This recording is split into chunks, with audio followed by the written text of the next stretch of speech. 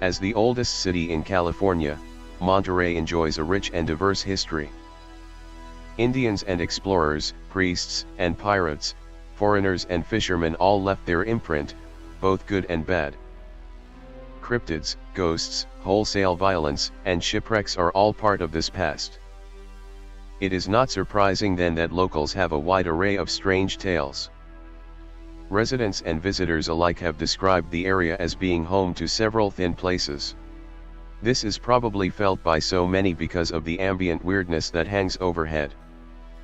It is a psychic confluence involving the underwater canyon, heavy fog, military installations, the lull of the ocean, and relative isolation from the rest of California.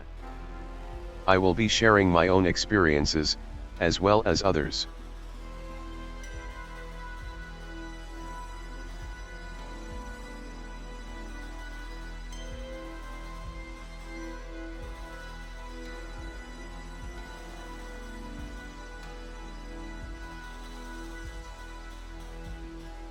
The Intersection, Part 1.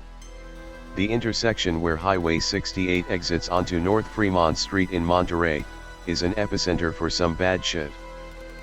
There's an unusually high amount of car accidents, of cheap motels, a legendary old porn shop, and a revolving cast of psychotic and or homeless people.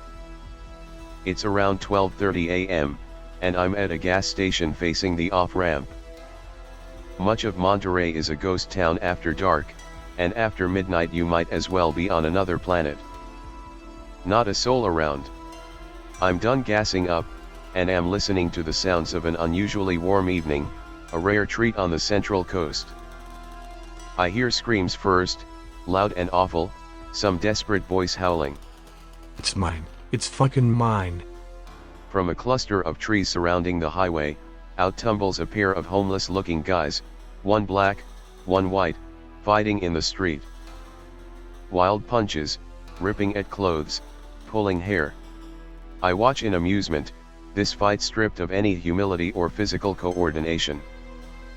Neither of the men can gain footing for more than a couple seconds at a time, always being dragged or tackled by the other. The white bum lands a kick square in the other's groin, dropping him. He then kicks his head several times while shouting, "It's mine, it's mine." White bum regains his composure, and marches back into the tree line. He re-emerges shortly, and I see what they were fighting over. He clutches a chicken by its legs, writhing and screeching in distress. He holds it up and shakes it toward his enemy in triumph. "It's mine." He yelled one last time. It was at this point he finally noticed me, sitting behind the wheel of my car, idling. My limbs went slack with fear as he locked eyes on me for a moment. No sooner than I figured he was going to give chase, he looked away, and backed down at the chicken. He had its legs in one hand, and its head with the other, lifting it to his chest. In an instant he jammed its neck into his mouth and bit down. The chicken let out a horrifying gurgle of a scream as he shredded through skin with his teeth. A fine spray of blood shot across the man's face and clothing, then erupted into a heavy splatter. The chicken was trying to escape, wings flapping erratically, but the man clamped down tight and started biting all over its body. Sinew and fat and feathers were being pulled and spit in every direction, and a widening pool of blood glistened under the stoplight. The black guy shuffled to his feet, slowly gaining awareness of what lay before him. I expected him to run for his life, but instead watched an indignant scowl form across his weathered face. He grunted, then growled, then began screaming. "Where's my fortune? You think they'll pay you for my feast? I fucking introduced you, they know more than you ever could." It didn't faze the white guy, as he continued to gnaw away at the yet-to-die chicken, not once looking up to acknowledge him. Too shocked to vomit, I shakily flipped on my high beams and blew the horn as long as I could. Now he dropped the chicken, which limped off into the darkness to die, leaving a trail of blood and feathers behind. Both men turned their attention to my car, and broke out running towards me. I gunned it in reverse over the curb, and flipped a bitch in the next intersection. The two bums quickly lost steam, and I watched them both collapse from exhaustion in my rear view. I called 911 and told the dispatcher everything. They found a chicken, shredded on the opposite side of the freeway, but no suspects. It bothers me when I think about if that had gone down around someone else without a car. It's also disturbing to know these guys escaped, and are still on the street doing God knows what. At the same intersection, there have been 3 instances that I'm aware of, where women, alone, disoriented and completely nude, were spotted walking in the middle of the street. I observed it on one occasion. This girl in maybe her late teens or early 20s, was just out for a stroll, ass naked in broad daylight. A police cruiser arrived no less than 15 seconds after I noticed her, and put her in the back seat. The cop questioned 2 of us who witnessed it, after speaking with her for a few minutes. He said this girl had no idea where she was previously, or where her clothes were. There are a lot of cheap motels in the neighborhood, and at first I thought it was just a bad high, like PCP or some research chemical. However, after learning the same thing happened again, then again, with different women, I am convinced something really shady is going on, but I don't even know where to start. If you have any theories, please share. Quote, if you have any theories, please share. Human trafficking. Prostitution. A very brutal form of it where they get girls addicted to drugs and that keeps them from becoming free agents or leaving the business. Really terrible and simplistic. Many of the cheap motels are the places where the business goes on. Some are by the hour, so it's even worse. Sex in fleabag hotels with drug-addicted women.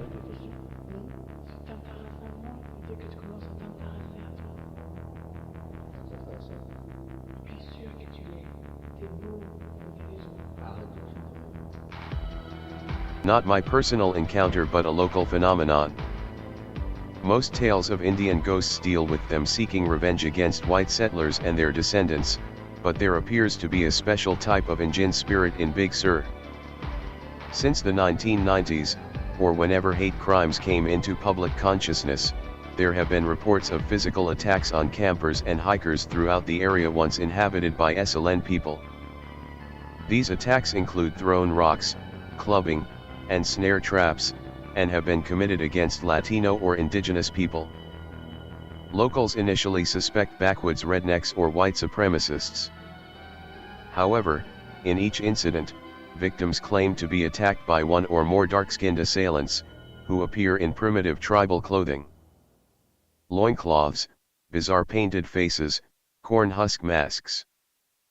Several attacks occurred in the company of and were corroborated by other hikers. White and African American witnesses say they only observed these attackers momentarily, and that they kept their distance. Direct confrontations between these witnesses and what appear to be Native Americans, were marked by looks of confusion or dread on behalf of the attackers.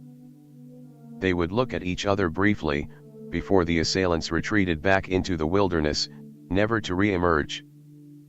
Targeted attacks against minorities, by other minorities, none of whom have ever been located, have sparked plenty of theories and confusion by local tribes, law enforcement, and researchers alike. There is something of a whispered explanation, stamped out by critics when brought up. It goes as such. The tribes largely considered to be the first inhabitants of California are not in fact the original people of this land. The SLN, Chumash, Ohlone etc. are actually descended from invading hordes from elsewhere. There is said to be a much more ancient population than science currently recognizes. This original race was in fact massacred by what we call Native Americans. It is these ancient people whose ghosts walk the forest and mountains of Big Sur, enacting revenge on those who stole their land. Today, the people who resemble those conquering Indians are of Latino or Native American heritage. This lost race predates any European explorers, which would explain the confusion and hesitance upon seeing those with pale faces. Theories of a lost race along California's central coast have long persisted, though commonly attributed to the Dark Watcher sightings. These attacks and strange encounters might lend credence to that idea. If you want to see a Dark Watcher, you should wait until the late afternoon. As the sun begins its descent behind the waves, look to the sharp ridges of the Santa Lucia Range, the mountains that rise up from the shores of Monterey and down the central California coast. If you are lucky, you might see figures silhouetted against them. Some say the watchers are 10 feet tall, made taller or wider by hats or capes. They may turn to look at you, but they always move away quickly and disappear. For centuries, tales of the Dark Watchers have swirled in the misty Santa Lucia Mountains. Most stories begin with the local native tribes, which allegedly spoke of the shadowy figures in their oral traditions. When the Spanish arrived in the 1700s, they began calling the apparitions Los Vigilantes Oscuros, literally the Dark Watchers. And as Anglo-American settlers began staking claims in the region, they too felt the sensation of being watched from the hills. John Steinbeck, who grew up in Salinas, spoke of them in his short story Flight. In the tale, a teenage Mexican-American boy kills a man and is forced to flee into the Santa Lucias.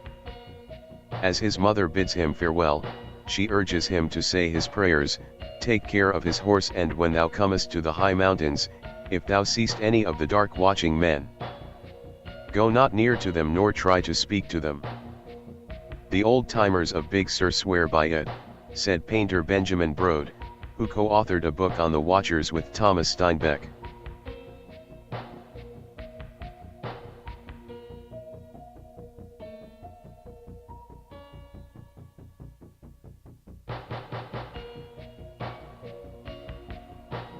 Kayak, Part 1. Summer of 2019. Be me and my pal, Carmine. Both descendants of Italian fishermen with salt water in our veins, we have decided to kayak from Monterey to Santa Cruz, harbor to harbor. The distance is roughly 27 miles, or 7 to 8 hours paddle time. Carmine, being the more experienced, brought his two-man kayak, with food and water. I brought a 12-pack of 805, Adderall, and shrooms. We left Monterey Harbor at 8 a.m., with GPS set for Santa Cruz Harbor. The sun was out, and our first amphetamine doses were peaking as we gained our rhythm paddling. Everything around us pointed to it becoming a great day. 5 miles in, we stopped for a break. We hadn't torn into the beers yet, but were eager for the shrooms. We downed them with water and a Clif bar. I felt great, my body was getting an awesome workout and in turn feeding me plenty of endorphins, the perfect headspace for psychedelics. An hour later we are paddling in rhythm, silent, and higher than giraffe pussy. From below, something heavy thumps the kayak, and I drop my beer. Whatever it is scrapes along the plastic hull and Carmen's eyes widen like I've never seen before, or since. I spun around, glaring at the water. A dark shape loomed underneath, completely dwarfing us in size. No sooner than it arrived, it sunk back down again, leaving a small wake. Was that a whale? I asked. I knew better. I don't know what the fuck that was, dude. I don't think it was a whale. I pull out my diving knife. Carmine stared at me in disbelief, and we sat for over a minute in silence. I looked down at the serrated blade and back at us, both tripping balls and freaking out about what was probably a seal or some shit. I giggled at our stupidity, so did Carmine. We ended up laughing louder than I think either of us had in a long time. Carmine finally grabbed a beer and let out a sigh. Our moment of relief snapped when Carmine jerked in his seat and let out a guttural panic sound. I spun around to catch what he was looking at. A tall, slate gray dorsal fin cut through the water about 15 feet from us. It was huge, much larger than any shark I've seen. The fin is coming in fast, and with every inch closer my hand trembles more uncontrollably. A massive gray body slides closer yet, its pointed nose now in full view, then suddenly it darts away and plunges back into the dark. Not a seal. Not a whale. That is one big ass great white shark. I am praying to Allah fucking Christ that this shark realizes we aren't his preferred snack and has decided to move on. In less than a minute the shape reappears. I freeze, unable to do anything besides stare further into the dark, choppy sea.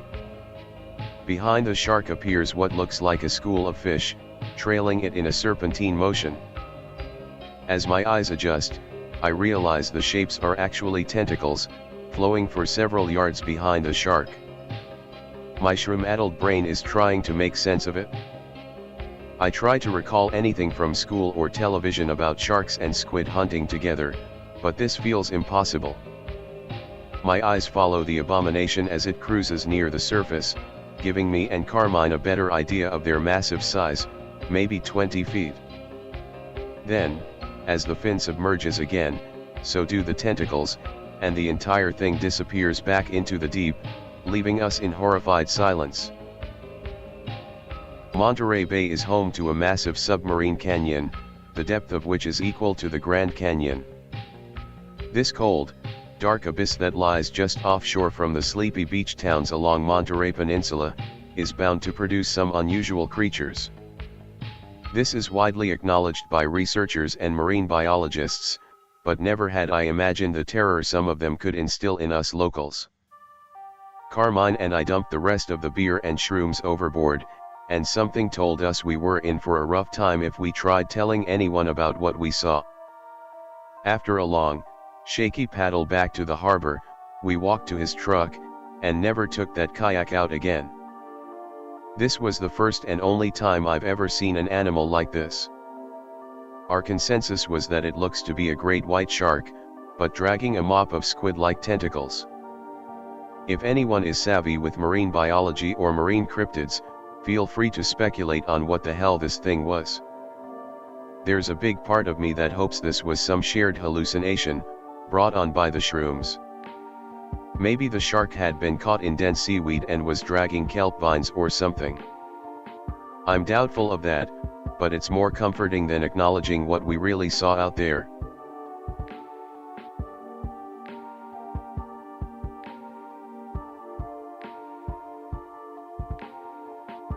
Summer Job, Part 1. This story is from my cousin. I believe this happened in the early to mid-2000s. I spent the better part of a summer helping a childhood friend with his commercial fishing business. It was a crazy, sometimes grueling experience, but I learned a lot.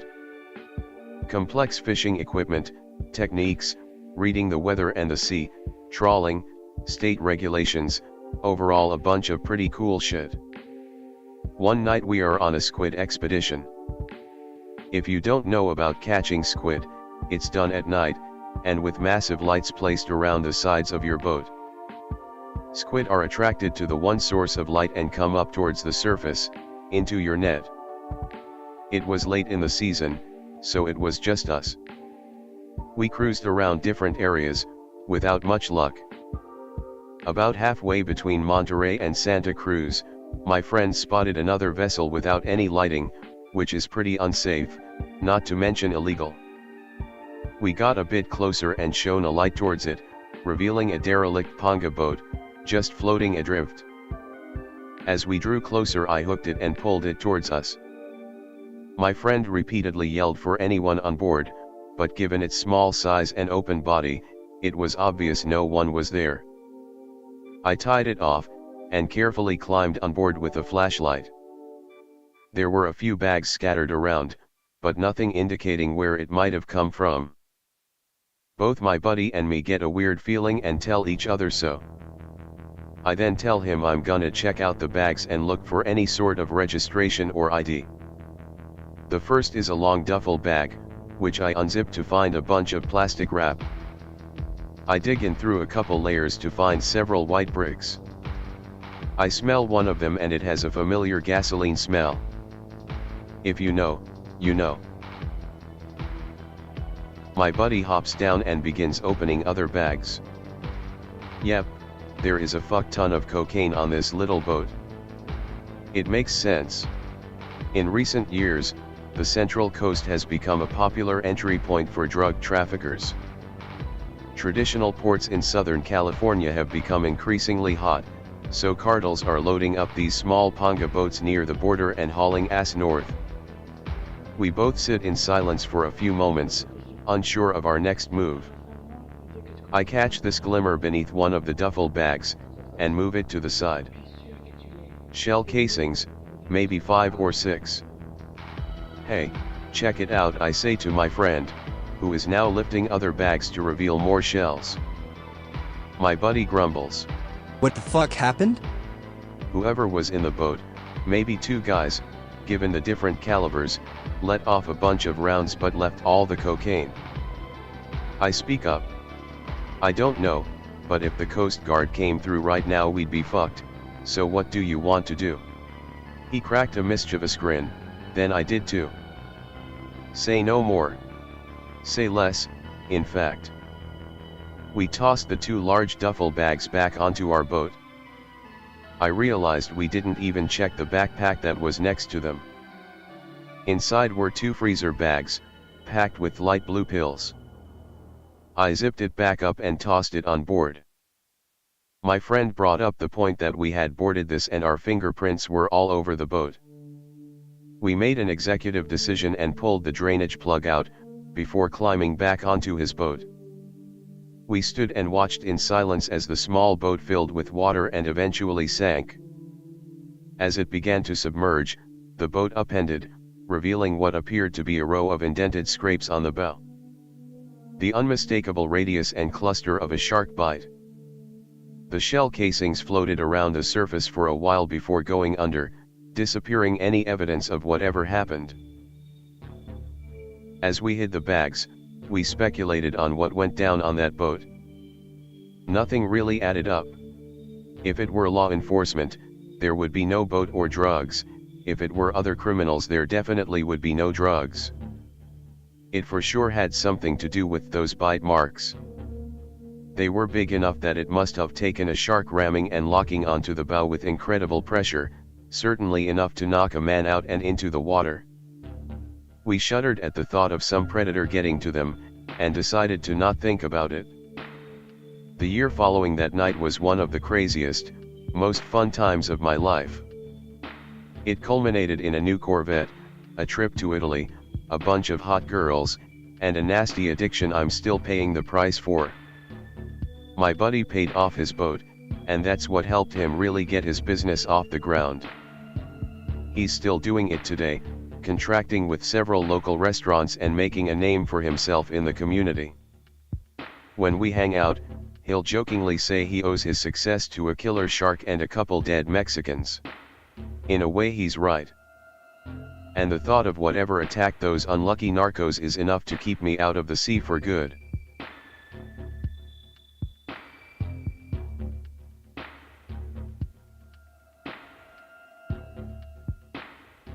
Monterey Bay has the nation's largest kelp forests, and one of North America's largest underwater canyons.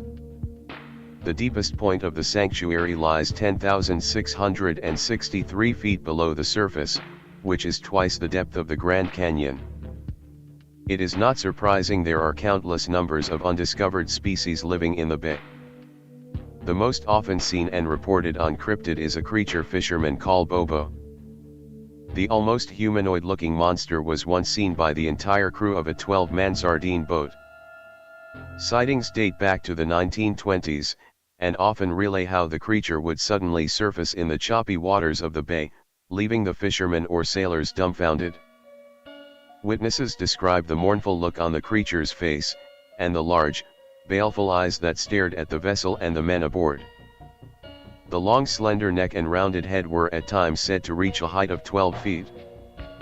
The creature is also said to have wrinkly skin resembling that of an old man. Bobo is a popular legend in the area, and there are plenty of theories about the creature's origin. I don't have any personal stories about this creature, but I bring it up here to inquire about a possible connection to the Ninjan. If anyone well versed in cryptids has any ideas, let me know.